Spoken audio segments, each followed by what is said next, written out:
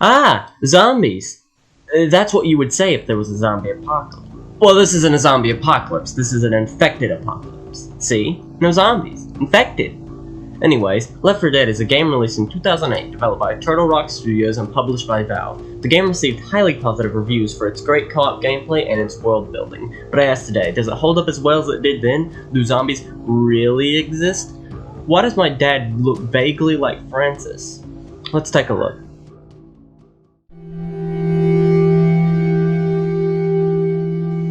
In Left 4 Dead, you play as 4 survivors: Bill, Francis, Zoe, and Lewis. The game is split up into 6 campaigns, all with varied amounts of chapters. The chapters take you to different locations within the campaign, whether it be a city or a sewer or wherever our survivors end up. When you first start a campaign, the survivors start armed with a single pistol, although there are usually weapons right next to you when you spawn. The amount of weapons are small compared to the sequel Left 4 Dead 2, but they are as good here as they are in Left 4 Dead 2. I prefer to use the auto shotgun as it does the most damage and is best for taking out that horde that is currently pummeling you into the ground. You also get all kinds of different items like Molotovs, pipe bombs, pills, and health packs. Those health packs come in handy real quick as they can both heal up to 80% of your health or your friend's health. You and your friends usually have to run through chapter after chapter, fighting off hordes and running through buildings and rivers to get to your next rescue. The game shines in its co-op gameplay, where teamwork is best to keep yourself alive. Your friends put their life in your hands about the same as you put your life in theirs. A bad friend means you're getting a bad game, so you better go find some good friends and kick some zombie ass, if you can get away from them. Yeah, a big problem with Left 4 Dead is moving. A single infected can stop your momentum almost immediately, which sucks as it makes you vulnerable to like 50 more infected, slowing you down even more, which leads to you getting incapped and dying. And I even talked about the special infected. In Left 4 Dead, there are 5 special infected: Smoker, Hunter, Boomer, Witch, and Tank. Tanks are probably the worst things to come across, as they are hulking behemoths that can instantly kill you if you aren't careful. Remember how I said teamwork is best needed in the game? The tank is one of the reasons why teamwork is good. Have fun taking down a tank yourself. It's easier to survive by running away. Then you have the smokers. They lasso you with your tongue, pulling you to them, leaving you vulnerable. And then there are hunters. They pounce on you, holding you down and clawing at you rapidly, not letting go until you die or they die. Then there are boomers.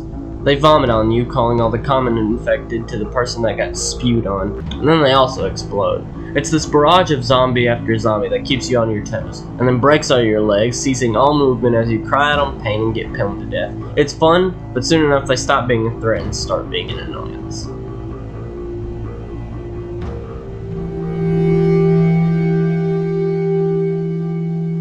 Left 4 Dead features an orchestral/techno soundtrack composed by Mike Moraski. It mixes techno synths with orchestral instruments like strings and breath-to-birth middling soundtrack. Since the main focus of Left 4 Dead isn't really music, it shines more in the ambience department, with low strings filling the world with a sort of emptiness.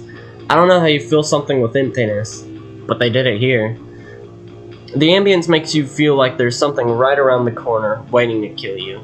Each special infected gets their own musical cue, such as the hunters, the smokers, the boomers, and the witches.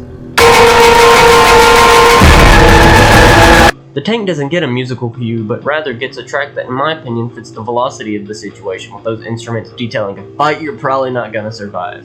It gives this rush, this feeling that's hard to describe. You have a huge zombie, and he's angry, and you are ill-equipped, and probably almost dead.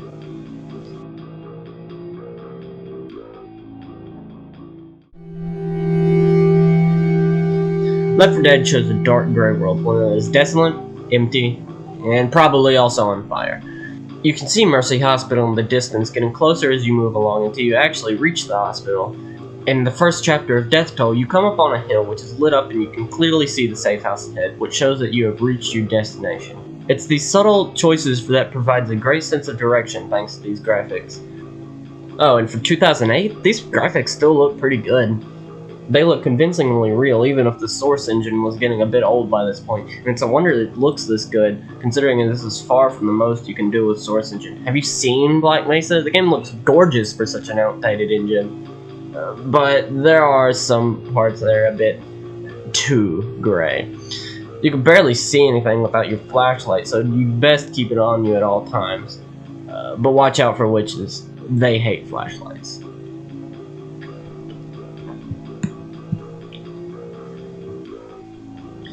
Left 4 Dead is a great game for anyone who wants to play both a great zombie shooter and have tons of fun with friends too. Even with some minor annoyances, the game holds up pretty good, even though the graphics aren't anything to scoff at nowadays, but when it was released, say it was fun time.